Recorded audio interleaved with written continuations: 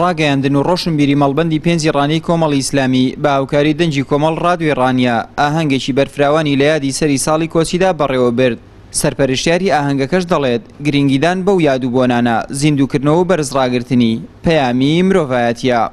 بە پێویستمانزانی بۆ زیندووکردنەوەی یادی هیجرەتی پێغەمبەر دووری خۆی لەسەر بێت ئاهەنگێک سازکەین بە ناوی یادی هیجرەت.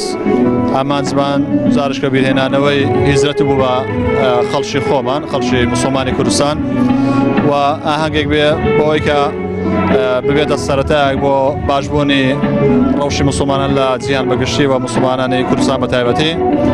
ئەومێ دەکەن کە ئینشاڵڵا ساڵی تازەی هیجری 1939 سەرەتایەک پرشنگدار بێ بۆ بەرەپێشبردنی بزافی ئیسلامی لە جیهان و کوردستان بە تایبەتی. لە ئاهەنگەکەدا بە ڕێژەیەکی بەرچاو هاوڵاتیان بەشداریان کرد و هونەرمەندانیش بە پێشکەشکردنی بەرهەمە هونەریەکانیان جۆش و خڕۆشی بەرچاویان بە ئاهەنگەکە بەخشی.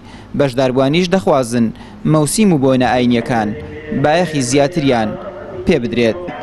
پێویستە مسلمانانی وەرسەرخانێک بکەن، هیجرەت بکەن لە تاوان بۆ ئەوەی خۆی ڕەبوو العالەمین بەرامبەر بە مسلمانان هەر کاتێک کە وعد و بەڵێنەکەی خۆیان مسلمانان بەجێ بگەێنن کە ڕووکردنەوە لە ئیسلام و تۆبەیە لە گوناح و تاوان خۆی تەعالا وعد و بەڵێنەکانی خۆی بێگومان دێنێتە دی کە پشتیوانیکردن مسلمانانە و سەرکەوتنیانە. ئەمڕۆکەینێ بەڕاستی پێویست زۆر پێویستمان بەوەیە کە ئێمە وەکو مسلمان وەرسەرخام بکەین بەلای دینەکەماندا و ئەم شەوەزەنگەی بەجێ بێڵین کە سەربەرزی دنیا و دۆڕۆژی ئێمە لەوەدایە.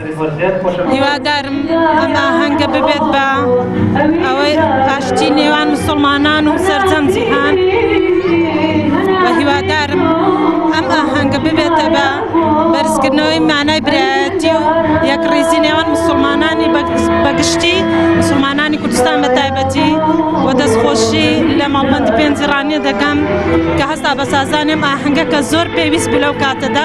لەم ئاهەنگەدا بانخواز مامۆستای ئیسماعیل شێخانی بەشدار بوو سەرنجی ئامادەبوانی ڕاکێشە بۆ گەورەی و بایەخی هیجرەتی پێغەمبەر درودی خوای لەسەر بێت، هەروەک چۆن هاوڵاتیانیشی وایان خواست یادی کۆچی پێغەمبەر و هاوڵانی ببێتە مای کۆتایی هێنان بەو زوڵم و نادادیەی بەرامبەر مسلمانان پەیڕەو دەکرێت و دەشخوازن پەرتەوازەی مسلمانان کۆتایی بێت و مسلمانان بگەڕێنەوە سەر ئەو بنچینە و بنەمایانەی پەیامبەری مرۆڤایەتی نەخشەی ژیانی لەسەر کێشاوە. ئاراز ڕەسوڵ، کەناڵی ئاسمانی پەیام، ڕانیە.